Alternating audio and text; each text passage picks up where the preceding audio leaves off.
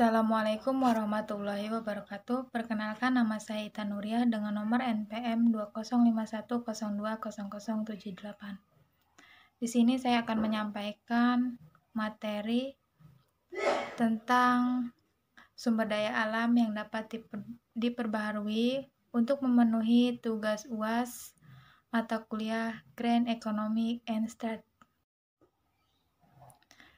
Yang pertama, ada pengertian sumber daya alam yang dapat diperbaharui.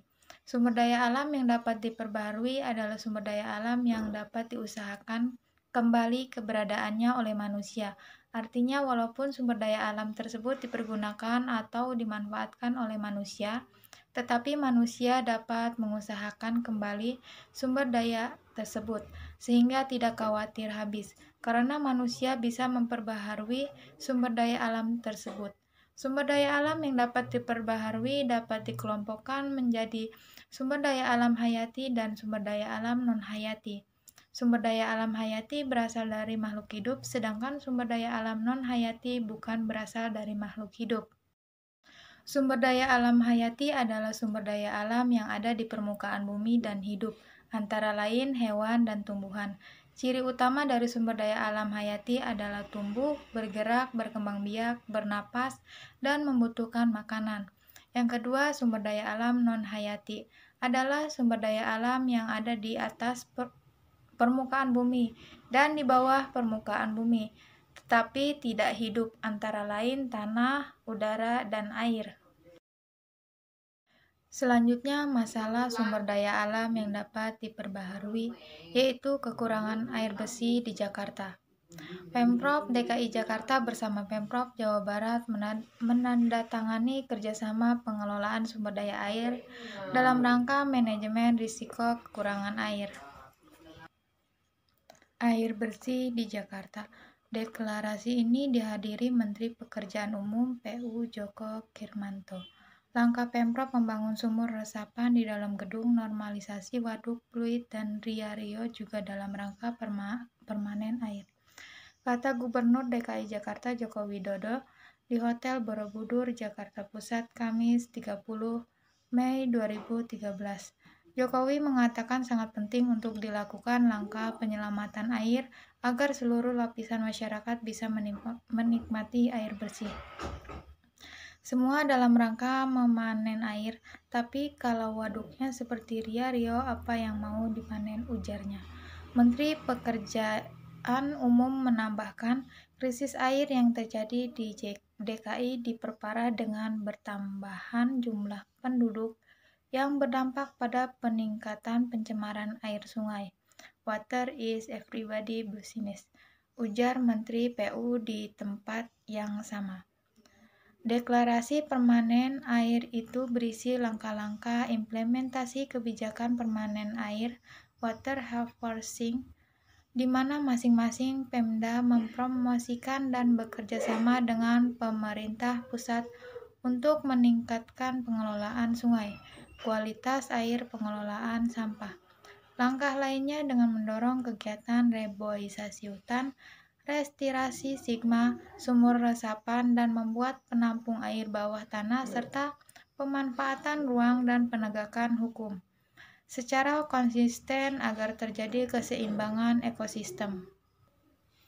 Selanjutnya, tema yang berkaitan dengan perbankan, yaitu bangun PLTA, PLN memanfaatkan pendanaan bank asing. PT PLN Persero memanfaatkan pendanaan dari bank asing untuk membiayai sejumlah proyek pembangkit listrik tenaga air. PT PLN Persero memanfaatkan pendanaan dari bank asing untuk membiayai sejumlah proyek pembangkit listrik tenaga air. Manajer Subbidang Hidro PLN, Doni Cahya, merinci saat ini ada 2 bank yang mendanai proyek pembangkit listrik tenaga air, yakni KfW Bank dari Jerman dan APD Bank dari Prancis. Adapun KfW Bank mendanai 5 proyek pembangkit dengan total kapasitas sesuai RUPTL sebesar 160,4 MW. Secara rinci proyek tersebut yakni pembangkit listrik tenaga air PLTA Bakaru 2 berkapasitas 140 MW, dan REP 2 yang terdiri dari proyek PLTA Watunohu di Sulawesi Utara berkapasitas 15,8 MW.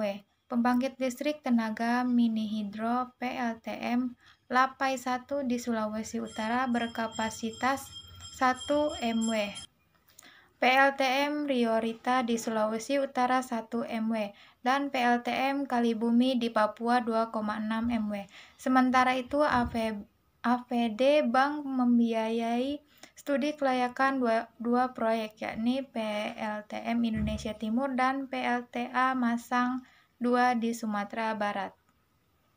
Menurutnya, mendapat pendanaan untuk proyek pembangkit tenaga air memang lebih mudah meskipun perlu melakukan review sekitar 1 hingga 2 tahun untuk melakukan pembaruan studi kelayakan.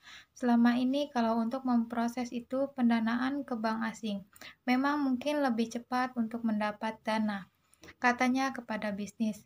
Baru-baru ini, menurutnya, investasi pembangkit tenaga air memang paling maju di Indonesia dibandingkan proyek energi baru terbarukan (EBT) lainnya. Hal tersebut karena didukung oleh potensi air yang cukup besar. Berdasarkan data Kementerian ESDM, potensi PLTA di Indonesia mencapai 24.337 MW. Sementara itu, berdasarkan data PLN, bauran energi baru terbarukan untuk pembangkitan hingga Mei 2019 telah mencapai 13,42% dengan porsi terbesar berada pada energi air. Materi yang terakhir yaitu solusi untuk kekurangan air di Jakarta. Yang pertama, implementasi kebijakan permanen air, yaitu di mana masing-masing Pemda mempromosikan dan bekerja sama pemerintah pusat untuk meningkatkan pengelolaan sungai dan kualitas air, pengelolaan sampah. Yang kedua, mendorong kegiatan reboisasi hutan, restorasi sigma, sumur serapan, dan membuat penampungan air bawah tanah, serta pemanfaatan ruang dan penegakan hukum secara konsisten agar menjadi keseimbangan ekosistem. Sekian presentasi dari saya. Apabila ada salah kata, saya mohon maaf. Kepada Allah saya mohon ampun. Saya akhiri, wabillahi taufiq wal hidayah. Wassalamualaikum warahmatullahi wabarakatuh.